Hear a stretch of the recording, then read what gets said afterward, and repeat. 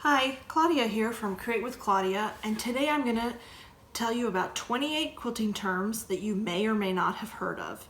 Now, if you've been quilting for a while, you've probably heard of some of these, or probably most of them. But if you haven't been quilting for a while, then maybe you'll learn some new ones. And hey, if you've been quilting a while, maybe you'll learn some new ones too. It's just sort of a fun video. So let's get started. These are my 28 quilting terms that you may or may not have heard of before. The first one is bearding. And bearding is when, and this is one of my first quilts, and it happens, it seemed to happen to me, it hasn't happened to me in a while, but when I used a higher loft. But when you're quilting and some of that batting comes up through the quilting stitches like so, and it's sort of hard to get rid of and you got to trim it off. But that's what bearding is. It looks like Santa's beard. It just comes up through there. And there's a little bit there too, harder to see, but that's bearding. Betweens, and there's my little marker here. There are a couple types of needles that commonly are used for quilting. Betweens are one of them. That's for actual quilting once it's all done and you're quilting the piece. They're really fine needles. They're shorter than the other common needle used when quilting, and that's a sharp. But a between comes in sizes 5 to 12, and this is the weird part. The 12 is the smaller needle. The 5 is the larger needle. When I was younger, I could use 12s a lot. Now it's really hard for me to see the eye of the needle, but these are betweens. Bleeding is when fabrics, usually reds, like this lovely red. I just did an example, put some red fabric in a bowl. You can see the pink, how pink it is. Bleeding is the dye that comes out when a quilt gets wet. And unfortunately, it's a pain when you have like white fabric or a lighter fabric and the red or blue or green gets on it, because it's really hard to get out of that other colored fabric. So that's bleeding. Blocking. I don't normally do blocking, and this is an example on a quilt block. Normally blocking is done on a quilt that's finished except for the binding, and basically it's a method that you lay out your quilt, you actually get it wet, and then you pin it in on a surface that you can put pins in and stretch it out very carefully so that it's a nice square shape that it's going to lay flat on the wall, and you get it wet and you let it dry. That is not a, if you want to do blocking, look it up online and read articles on it. Don't go by my description of it.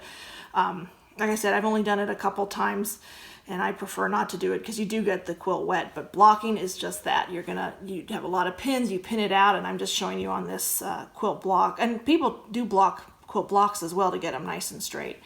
And you pin it out and then you let it dry. So that's just, that's what blocking is. A butted corner. Okay, a butted corner. There are a couple types of corners when you're quilting. This is a mitered corner, which we'll talk about later, but a butted corner is when you just have a straight strip across and a straight strip up, and they're butted together. So that is your butted corner on the butted corner on a quilt. Chain piecing is one of my favorite things to do.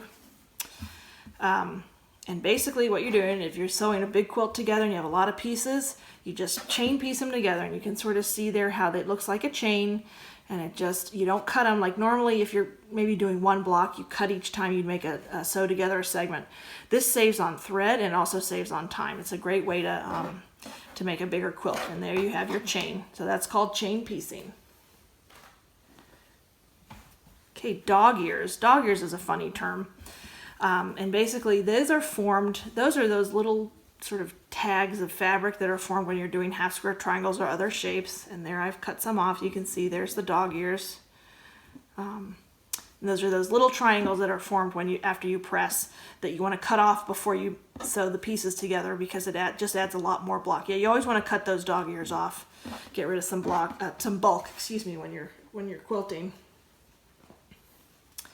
Echo quilting, and this is pretty common in Hawaiian quilts, but lots of people do it. I'm doing it on this quilt, and basically, you're going to echo the shape that you're quilting around. So in this case, it's this circle, and I'm echoing it by quilting the circles around it, and that's echo quilting. And in Hawaiian quilting, there's some stunning examples. Those big sort of leaves or different designs, and then that's been echo quilted, within like 1/8 of an inch apart. It's just gorgeous. Embellishments. A lot of people embellish some of their quilts. I love to embellish quilts. This one is one I did with some buttons and some little, I don't know what they're called, like charms. And this is lace I put on it, but that's what an embellishment is. You can put beads, whatever you want. But when you hear about an embellished quilt, that's an embellishment. A floating block. Floating blocks, let's see if I can describe this well. A floating block is basically a block that looks like it's floating in fabric. Normally you'll see blocks, they're sort of up against each other, like this would normally be over here, and then it wouldn't be floating. In this case, this block is all by itself in this sort of sea of light purple, and it looks like it's floating, and that's what a floating block is. And that, boy, there's some gorgeous quilts out there. It's a real striking design element when used, you know, when it's used. And that's what a floating block is.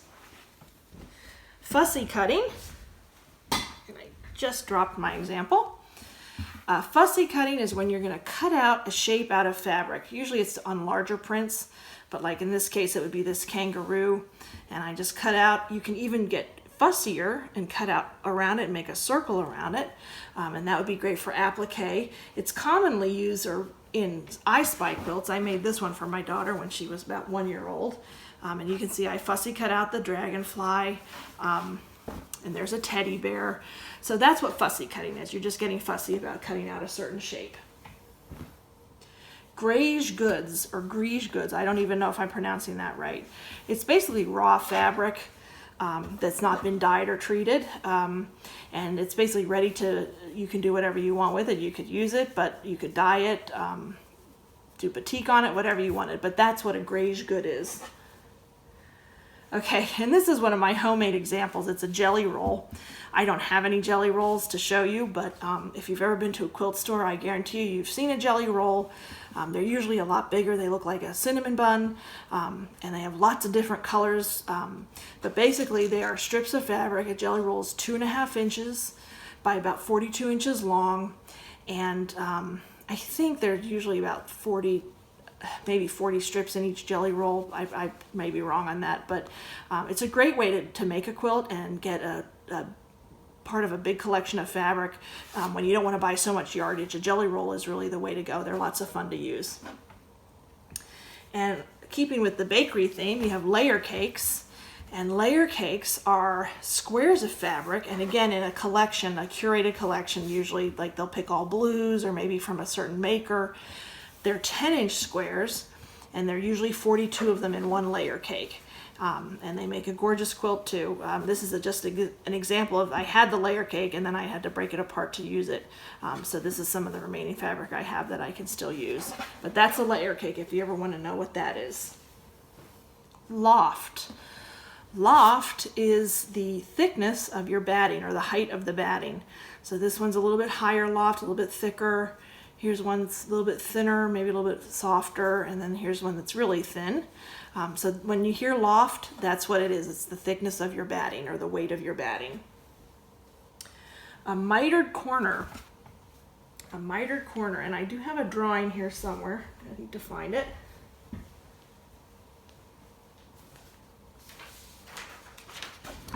Okay, I showed you the butted corner earlier. There's your butted corner. This is the mitered corner. The mitered corner is a 45-degree angle, and it just adds a little bit of a different finishing touch on a border. Let's say if you have a design that you want to carry through that diagonal line, it's a great way to do that. It's a really nice fine finishing touch, but that's your mitered corner. It's a 45-degree angle. And this is an example of one I did. It's hard to see because of the brown, but I wanted to continue that line through to the border. So I had this thinner border in here, solid border, and I just used a mitered corner. It's a little bit trickier to do, but it's a nice design element. Nesting. Okay, another one of these tricks.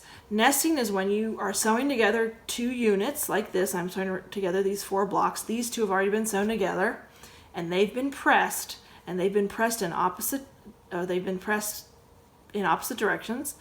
and you basically want to nest those 2 seams together. You'll feel it when you're playing around with them. You can they'll sort of pop into place and nest together, so you get a nice smooth seam and not a lot of bulk. If I had pressed these both this way, you'd have a lot of bulk and they wouldn't nest, and they may not necessarily, they might slip when you're sewing them, but nesting is a great way to get a nice flat seam. And so when you hear nesting, that's what that means. You're nesting those two seams together. Piano key border, and this is one I hadn't heard till very recently, and I didn't even realize when I made this quilt a couple years, actually years ago, maybe about 11 years ago, that that I had done a piano key border. I always just pictured it as being, you know, black and white with the thinner black and then the white larger blocks, just like a piano key, but that's not what it is. This is the piano key border. It's basically strips of fabric to make a border of a quilt. And then I can still keep this quilt for the next example, and that's quilting in the ditch. This is your ditch. Basically, it's the seam here where the green meets the pink. That is the ditch, and when you're quilting in the ditch, you're quilting in that seam. Basically, you don't see the quilting, so it's a great way to highlight a nice fabric or a piece design. But that's when you hear quilting in the ditch, that's what that means. It's quilting in that seam ditch.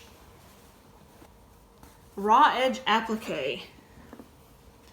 All right, this is not the greatest example. This is an old flannel quilt I made many years ago. Highly used, highly loved. I love this quilt, it's really cozy. One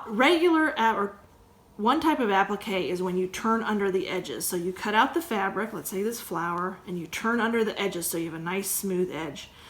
This is raw edge, where you cut out the flower and the shape like this flower, and you do not turn under that edge. See, it's a little bit frayed. Again, this has been highly washed many times, so it's very frayed. But that's raw edge quilting. It's when you don't turn under that edge. Relief quilting. Relief quilting is when you have a shape like this, or whatever, flower, whatever, and you quilt all around it, really heavy quilting around it, so then it makes that design pop up. Like in this case, love pops up, you can read it, and then there's no quilting in the letters, but all around it there's nice heavy duty quilting. So that's relief quilting. That's an example of that. Reverse applique. Okay, so regular, or one type of applique is like this that we just talked about. There's raw edge, but this is applique where you cut out, like in this case, the green shape, and you turned under those edges, and then you sewed it on top of the background fabric, which in this case is that burgundy. Reverse applique is when you cut out the shape that you want to applique in the main fabric or the background fabric, this burgundy, and then slip the applique fabric in the back of the fabric.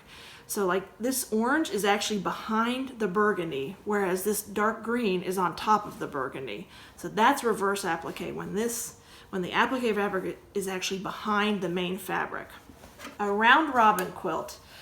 These are done a lot of times by quilt groups or friends or churches, and maybe for a charity quilt or something.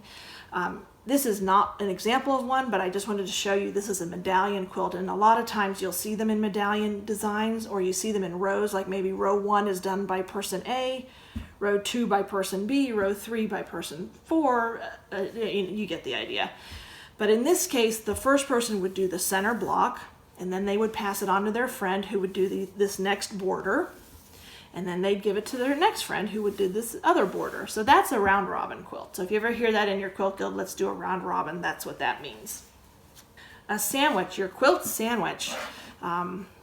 This is a simple one that you've probably heard, but maybe not.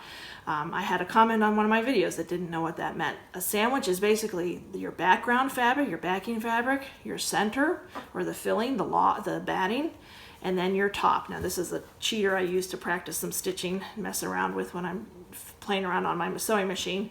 But there it is, there's my sandwich, back, middle, and top. Set-in seams, everybody's favorite, and that's being very sarcastic. I do not like set-in seams. But you get another one of my fancy drawings. A set-in seam is also known as a Y seam, and basically you'll have two pieces that are sewn together along here, and then you're going to set in that block. They're pretty tricky to do, and that's what it would look like, and there you can see the Y, so there's your Y seam.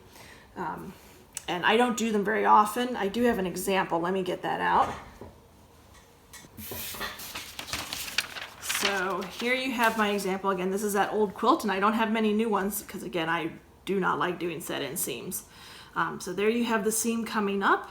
It stops there, and then I set in this larger blue block, and that is a set-in or a Y seam.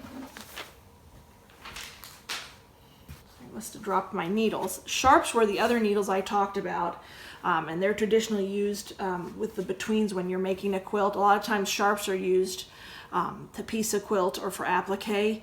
They are a little bit longer than betweens, although they're not that much longer, so it's sort of hard sometimes to tell the difference. They come in the same sizes as betweens, but betweens are a little bit shorter, and they're used more for the quilting part of making the quilt, and the sharps are done for, well, they can be done for the quilting too, but they're used maybe for the piecing or for applique, that sort of thing. Stippling. Stippling is a type of quilt design, and this I just got back from my long armor. It's just sort of a meandering design. This is stippling. It's just a real sort of heavy-duty quilting.